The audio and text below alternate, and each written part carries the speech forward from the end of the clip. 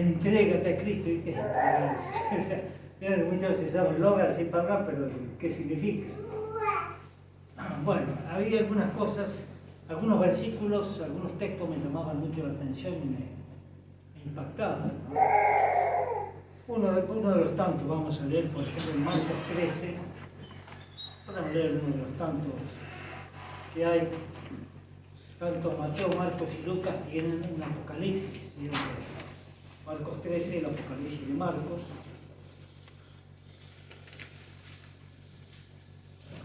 ¿Y por qué les parece que el Evangelio de Juan no tiene un Apocalipsis? Juan escribió el Apocalipsis, el libro grande del Apocalipsis, claro. No tenía que poner en su Evangelio nada. Primero se escribió el Evangelio, el Apocalipsis, y después Juan escribió su Evangelio. Allí en Marcos 13, 32, por ejemplo, el Señor dice, pero el día y la hora de su segunda venida nadie lo sabe, ni aun los ángeles que están en el cielo. Mirad, velad y orad. Entonces yo leía eso, velad y orad. ¿Qué tengo que hacer? Velar. ¿Qué significa velar? Orar, bueno, orar. Porque no sabes cuándo será el tiempo. Es como el hombre que yéndose lejos dejó su casa, dio autoridad a sus hijos para que cada uno le dé un trabajo y el portero mandó que velar. Velar, ¿qué significa velar? Dice el 35, velad pues. Entonces velar, estar preparado. Es decir, ¿qué significará esto? Bueno, un tiempo pensé, significará que habrá que conocer la Biblia, significará que habrá... Nunca sobre concretamente, si alguien me preguntaba qué significa, cómo me preparo para la segunda venida de Cristo, yo le hubiera dicho, y bueno, le hubiera dicho, si no hubiera tenido todo, no sabía nada concreto que decir. Encontré una de las tantas cosas, o sea, después encontré varias, dos o tres cositas concretas. Hoy les voy a mostrar una, y la encontré leyendo el Salmo 32. Los invito a ir al Salmo 32 y vamos a avanzar este estudio en el Salmo 32. Vamos a ir viendo algunos otros versículos, pero no vamos a avanzar en el Salmo 32.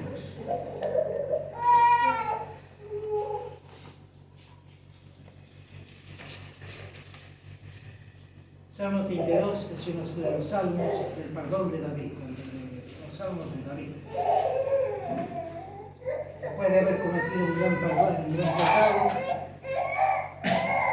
David entonces escribe este salmo. Así como en las bienaventuranzas, acá en la bienaventuranza del Antiguo Testamento. Vieron que el libro de Salmos empieza con bienaventurado. Aparte, el primer Salmo 1 dice bienaventurado, el anduvo de consejo de madre. Dios siempre quiere que seamos bienaventurados. El libro de los Salmos es libro de bienaventuranzas. Y acá dice bienaventurado, aquel.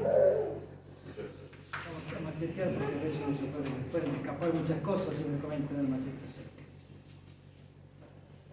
Bienaventurado, feliz, dice aquel cuya transgresión ha sido perdonada y cubierto su pecado. Bienaventurado el hombre a quien Jehová no culpa de iniquidad. Habla de transgresión, pecado, iniquidad, como queriendo abarcar todos los ámbitos y todos los niveles de pecado. Hay distintos niveles de pecado. Uno sería, por ejemplo, que esté acá sin querer, así moviéndome, y pego a Walter. Bueno, claro, sin querer, una falta, pecado voluntario. Otra cosa sería que me diga, cuidado, Walter tiene está cerca tuyo, no se mueva, y yo imprudentemente me muevo y claro, le pego. No le quise pegar, pecado de imprudencia, para evitar, no se mueva, pero lo voy. Y otra cosa sería que yo planeé, que le voy a pegar, entonces le voy a pegar cuando esté así, le voy a pegar que le duela bien ahí. Eso ya es el pecado de la rebelión, ya el pecado está en mí, ya lo planeo. Son distintos niveles de pecado. Dios perdona todo. Bienaventurado aquel que ha sido perdonado todos los niveles de pecado, ha sido perdonado. Feliz, ¿no?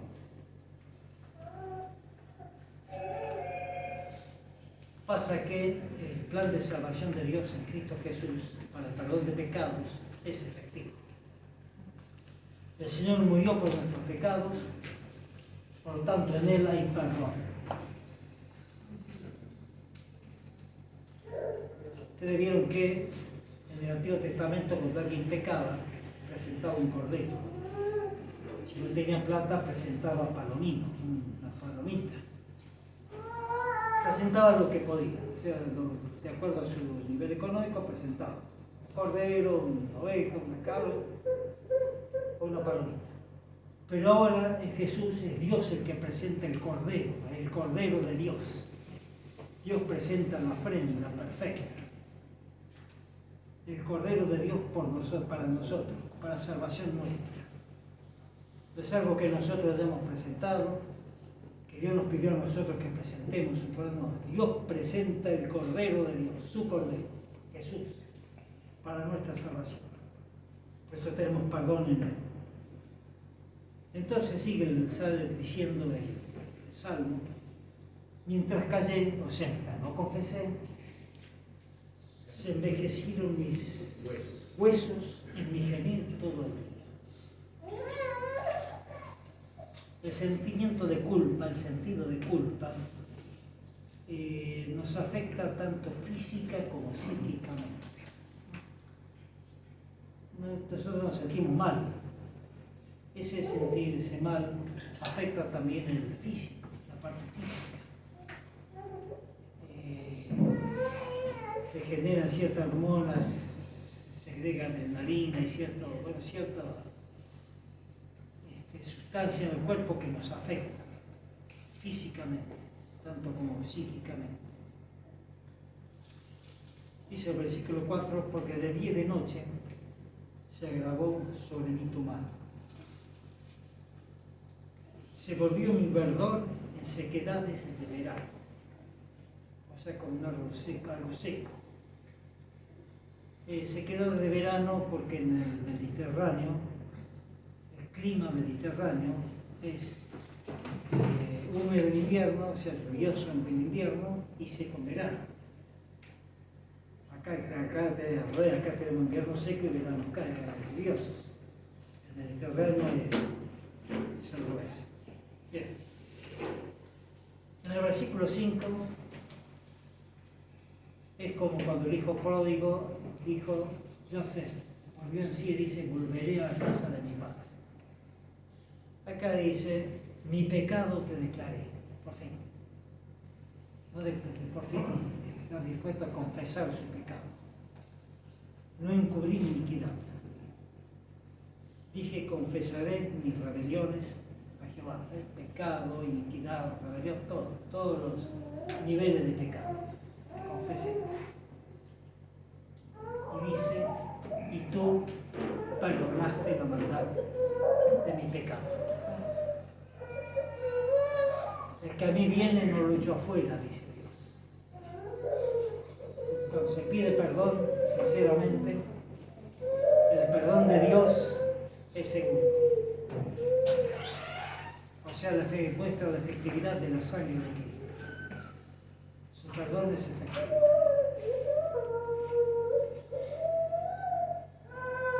Y entonces sigue diciendo: por esto, ¿por qué cosa? Por el perdón de pecados, orará a ti todo santo en el tiempo que pueda ser hallado. No dice van a orar los sinceros hijos de Dios, sino todo santo. ¿Quién es el santo? ¿Qué significa santo? Muchas veces tenemos el concepto católico de que santo es una persona impecable, una persona que hace grandes cosas. Para que una persona, sé que en el Vaticano, para que una persona sea declarada santa, creo que tiene que demostrarle 2 milagros o algo así. Es así, ¿no es cierto? Los que son católicos tienen que demostrarse que hizo 2 milagros. O sea, santo es una persona así, que se lo tiene en un nivel superior. Para la Biblia, santo es todo aquel que ha aceptado a Cristo y está apartado por el Espíritu Santo para Dios. O sea, el Espíritu Santo es que le da la santidad. Nadie es santo por sí mismo. Es aquel que acepta a Cristo, es perdonado, y el Espíritu Santo se hace cargo de él, entonces le da santidad. Pero por la presencia del Espíritu Santo está apartado para Dios. Se consagra a Dios. No porque es impecable. Por eso dice, por esto orará a ti todo santo en el tiempo en que pueda ser hallado.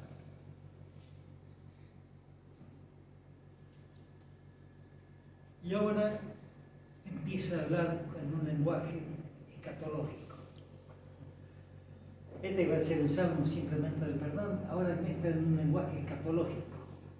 Escatológico significa que tiene que ver con los sucesos del fin, con las profecías del fin. Dice acá, puesto a ti todo santo en el tiempo en que pueda ser hallado. Todavía que el Señor puede ser hallado. Estamos en la época de la gracia. Era de la gracia significa, ¿qué significa gracia para ustedes? Gracia, favor inmerecido. Claro. Una cosa es el pago de algo, cuando uno merece algo en su trabajo, merece que le pague. Hay algo que merece, uno gana porque merece que le haga tal cosa. Pero la gracia significa algo inmerecido. Estamos en la época en que Dios nos da algo que no merecemos, que es el perdón de pecados y la salvación. Que no la merecemos, pero el único que mereció la salvación fue Cristo, el único perfecto, el Cordero de Dios, un Cordero perfecto. Cuando Juan el Bautista dijo, "He aquí el Cordero de Dios que quita el pecado del mundo", hacía referencia a los sacrificios de San Pablo, los corderos que quitan el pecado del mundo. Daniel hablaba de Levítico, por ejemplo. Levítico habla de que se sacrifican corderos, se sacrifican esto. Todo eso significa, todo eso es un símbolo de Jesús, que es el animal, el cordero, que muere por nuestros pecados. Así como los judíos sacrificaban un cordero, nosotros lo matamos a Jesús por nuestros pecados. Él murió por culpa nuestra.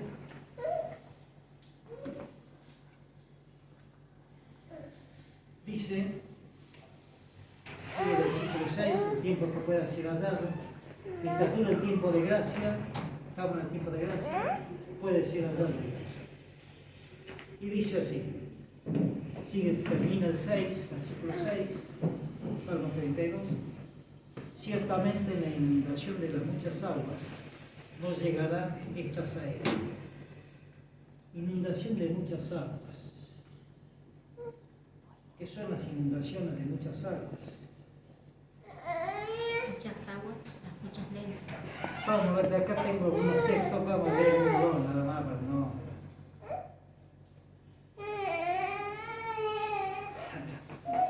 Se fue con la mamá, tranquilo. Vamos a ver algunos pocos textos sin perder el Salmo 32.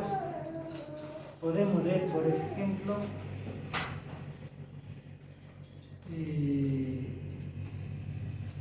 vamos a leer uno solo, Apocalipsis 12:15, sin perder el Salmo 32.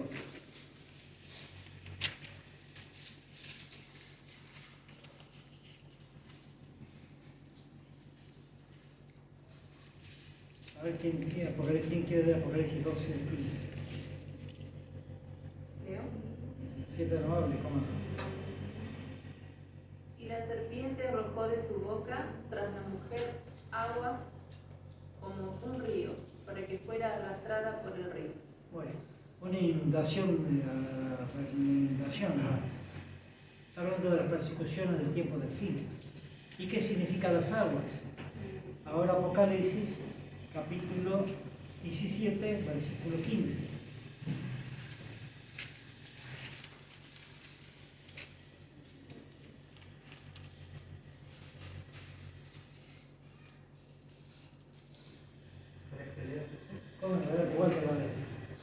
también me dijo, las aguas que has visto, donde se sienta la ramera, son pueblos, muchedumbres, naciones y lenguas.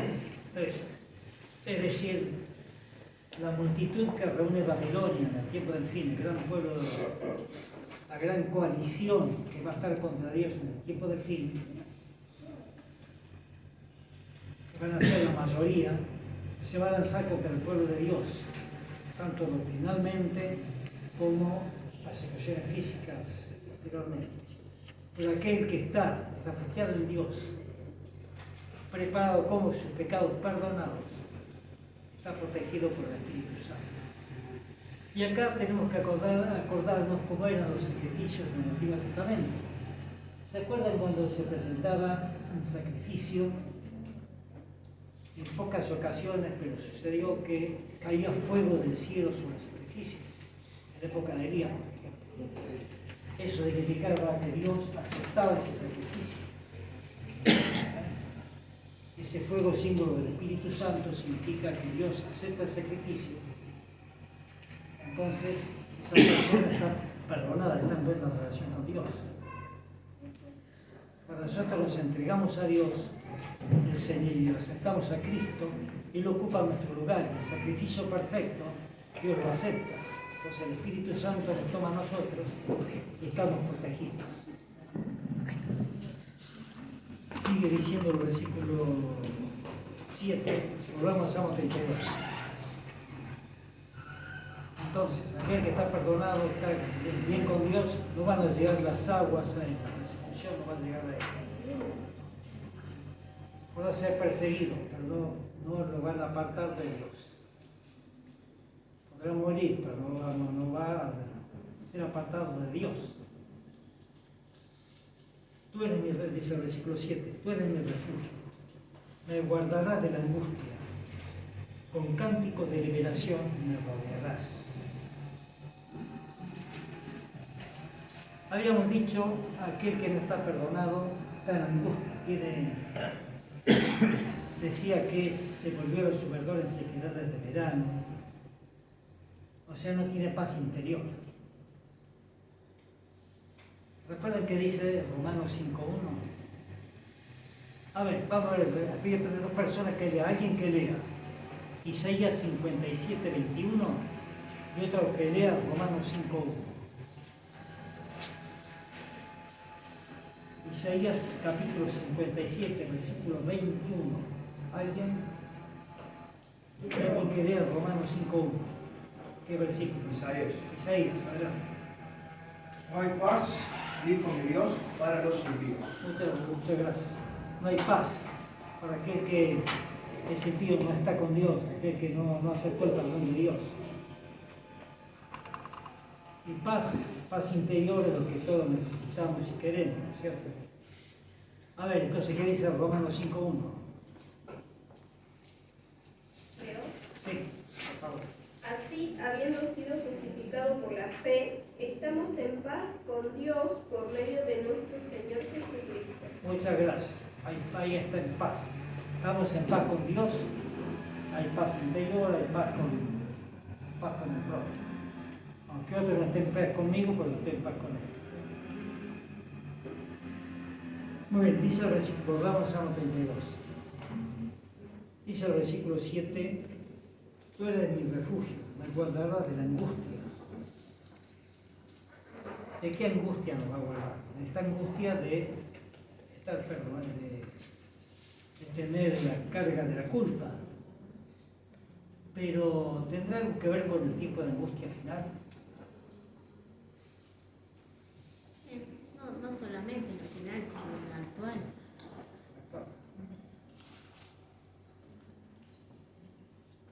Somos perdonados por Cristo, ¿no es cierto?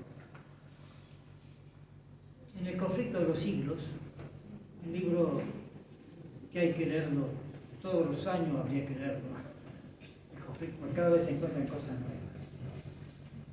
Debía leer cómo hace el Señor en el juicio cuando nos perdona los pecados.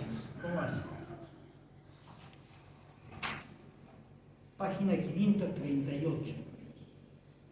es el capítulo El Gran Juicio Investigador. Esta edición tiene la página 538, otras ediciones capaz que tenga otra página, pero es el capítulo El Gran Juicio Investigador. Hablando del juicio, dice que mientras Jesús intercede por los súbditos de su gracia, el enemigo los acusa delante de Dios como transgresores. Es como un juicio, hay un fiscal, ¿no es cierto? El demonio nos acusa. Le dice, bueno, esta persona hizo esto, esto y esto. ¿Qué hace un abogado terrenal? Un abogado terrenal busca los atenuantes, busca decir que no fue tanto así, que no, pero no fue así, trata de buscar que en realidad no quiso hacer eso, que en realidad fue otra cosa, o sea, trata de buscar de la vuelta. ¿Qué hace Jesús en el cielo? Dice, el párrafo 1, el párrafo 2 dice, Jesús no disculpa sus pecados. Dice, no, es cierto que es cierto, hizo todo eso, es cierto, es pecador. Pero muestra su arrepentimiento. Y reclamando el perdón para ellos, levanta sus manos heridas ante el Padre y dice, Padre, esta persona es pecador, pero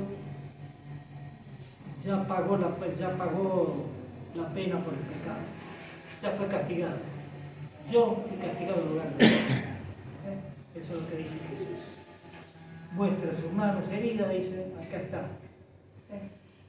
Ya sufrió el castigo que merece. El castigo que nosotros merecíamos lo sufrió Jesús. Y nosotros recibimos el premio que él merece. Es el cambio, ¿cierto? Esto lo dijo Jesús en el Evangelio. Lean el capítulo 9 de Mateo en su casa. Los últimos versículos del capítulo 9 del Evangelio de San Mateo. Allí dice, el que de vosotros recibe, de mí no recibe, o sea, el que recibe un profeta, porque un profeta, recompensa de justo recibirá. Y que recibe un justo, porque cuando es justo, recompensa de justo recibirá. ¿Y quién es justo? ¿Quién es justo? Jesús. El que recibe a Jesús, recibe la recompensa de quién entonces? De Jesús. Jesús lo dijo en palabras muy sencillas, ¿no? Cosa que Pablo a veces con su mente griega lo explicaba de manera a veces que nos cuesta entenderlo, Jesús lo explica de una manera muy sencilla. Sigue diciendo, después de haber dicho que perdona, Cristo revestirá a sus fieles con su propia justicia. Aquí está. Nos reviste con su propia justicia, o sea, su carácter perfecto pasa a ocupar el lugar nuestro. Para presentarlos ante su Padre como una iglesia gloriosa, no teniendo mancha ni arruga ni cosa semejante. Así como Dios nos perdona, como Jesús reclama el perdón para nosotros. Pero entonces, ¿qué tiene que ver con el tiempo de angustia? Bueno, final. Les voy a leer lo que dice el Conflicto de los Siglos más adelante. Acá está la página, se acerca la crisis final. Página 677, párrafo 1. Hablando de la crisis final, del tiempo de angustia final, aun cuando los hijos de Dios se ven rodeados de enemigos que tratan de destruirlos, hay una relación de muchas aguas, la angustia que sufren no procede del temor de ser perseguidos.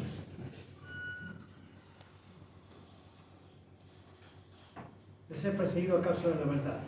Lo que temen es no haberse arrepentido de cada pecado y que debido a alguna falta por ellos cometida, no puedan ver realizada en ellos la promesa del Salvador. Yo también te guardaré de la hora de la prueba que ha de venir sobre ti.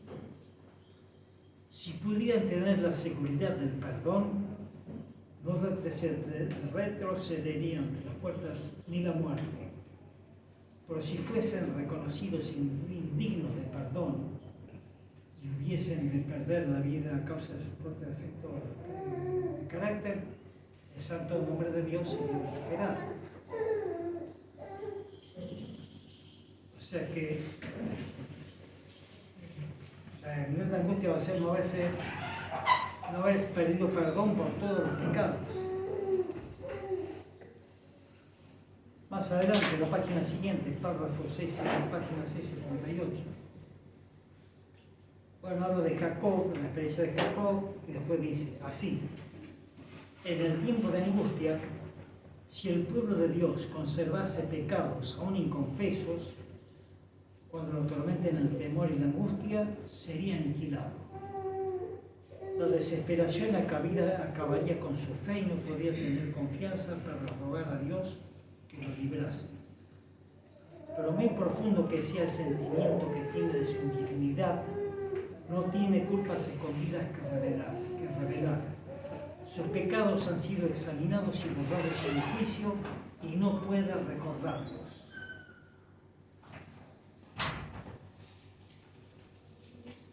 O sea que ahora es el tiempo en que podemos ser salvos.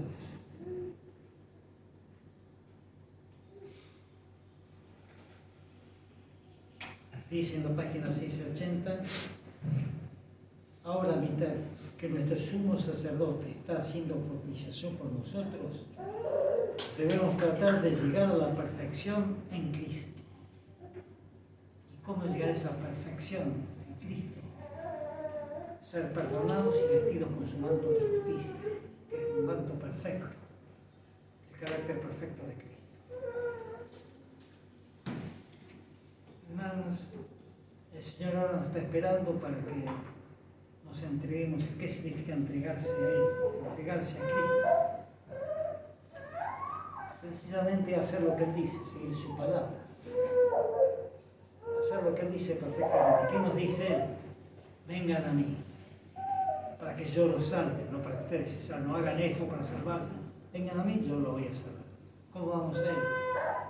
Pidiendo perdón y entregándonos a Él, confiando en su perdón y siguiendo su palabra, dejando que el Espíritu Santo nos dé y en su palabra. ¿Cómo sabemos esto? Porque el Salmo lo dice, el Salmo 32 lo dice. Fíjense, leamos el versículo 8. Después de haber dicho que te libraré de la angustia, sos perdonado, te voy a librar de la angustia, las aguas no van a llegar a ti, dice. Versículo 8, te haré entender y te enseñaré el camino en que debes andar. Sobre ti fijaré mis ojos. En otras palabras, ha sido perdonado, ha sido justificado por la fe, ha sido cubierto por la justicia de Cristo. Ahora, seguís viviendo, seguís en el mundo.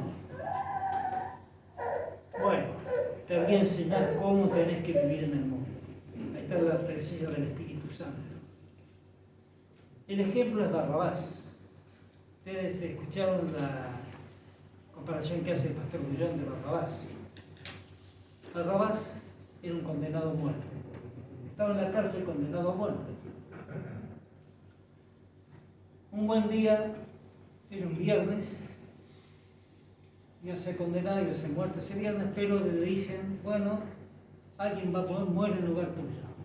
Jesús muere en lugar tuyo. Era Barrabás o Jesús, ¿se acuerdan que tenían que soltar uno? Barrabás o Jesús.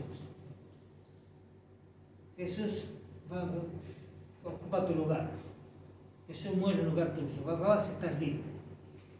¿Qué hace Barrabás ahora? ¿Hizo algo Barrabás para ser libre, para ser liberado? No. ¿Qué hizo Barrabás? Nada. Él podría haber dicho, no, yo quiero quedarme en la cárcel, acá me dan comida, acá. Y como llegue a estar libre, voy a estar bien, así que te quedo en la cárcel. Barrabás sale de la cárcel. ¿Qué hace ahora Barrabás? ¿Vuelve a delinquir? Si vuelve a delinquir, ¿qué va a pasar?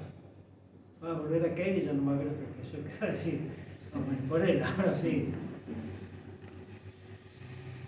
Nosotros somos como Barrabás, hemos sido perdonados, limpiados, y ahora Dios nos dice, No sabemos si Barrabás tuvo alguien que lo guiara. Gracias a Dios que, cuando alguien es perdonado, acá dice el versículo 8 del Salmo 32, te haré entender y te enseñaré el camino que debes seguir. Sobre ti fijaré mis ojos. Y después dice palabras un poquito fuertes.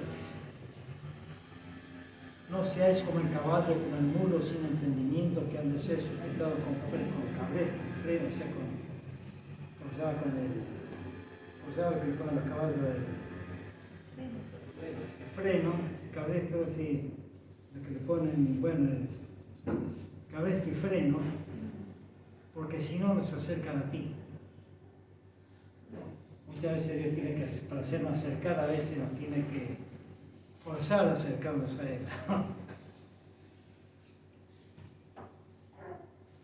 Muchos dolores habrá para el impío, termina el Salmo, mas el que espera en Jehová los rodea la misericordia. Alegraos en Jehová y gozaos justos, cantad con júbilo todos vosotros los rectos de corazón.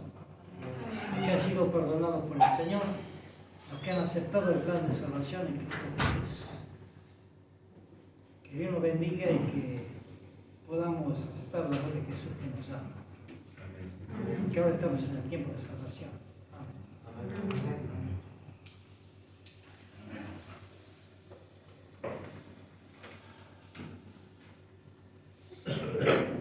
Vamos a terminar con el himno 296, comprado con sangre por Cristo.